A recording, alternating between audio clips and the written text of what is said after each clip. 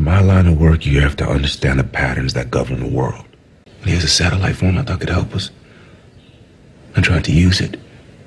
It didn't work, even though it had enough juice. Now, the whole point of a satellite phone is that you always have a signal if you have a clear view of the sky, which I did. The only reason why it wouldn't work is if our satellites got knocked out of commission.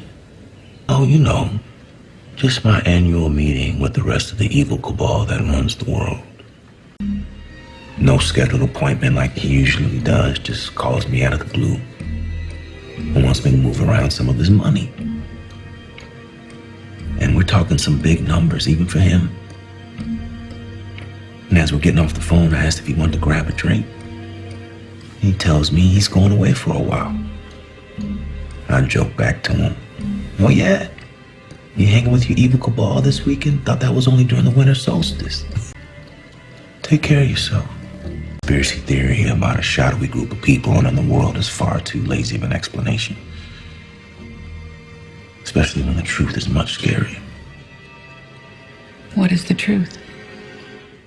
No one is in control.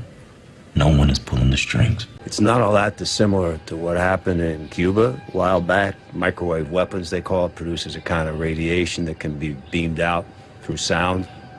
Some people lost their teeth there, too. The Russians recalled their staff from Washington. Did you even notice that?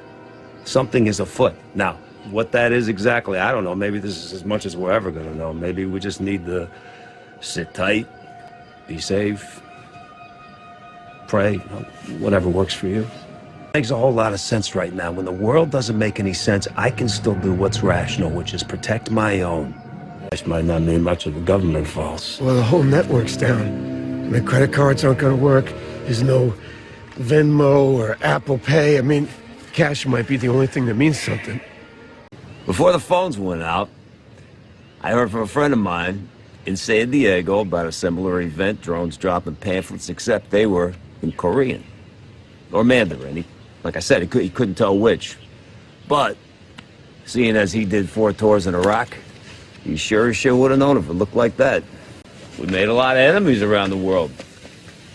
Maybe all this means is a few of them teamed up. I didn't think we'd actually let something like this happen. I thought we were smarter than that. What happened? Because my primary client works in the defense sector, I spent a lot of time studying the cost-benefit analysis of military campaigns. There was one program in particular that terrified my client the most. A simple 3-stage maneuver that could topple a country's government from within. First stage was isolation. Disable their communication and transportation. Make the target as deaf, dumb, and paralyzed as possible, setting them up for the second stage.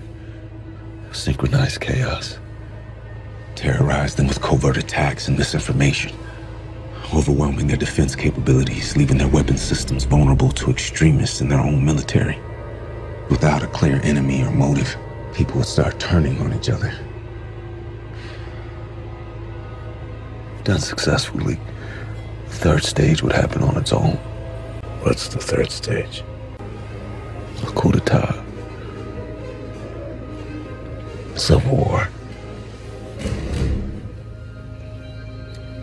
Collapse.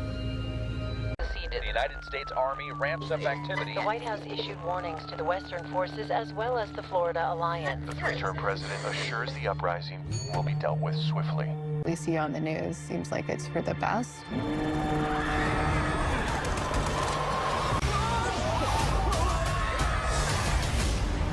We're moving to D.C. today. You need to go down there. They shoot journalists on sight in the Capitol. Every instinct in me says this is death. The Western forces will reach the White House on July 4th. Oh my God. Get in the car! Get in the car! You're gonna hang back. I'm not hanging back. One nation, under God, indivisible, with liberty and justice for all. Go, go, go, go, go!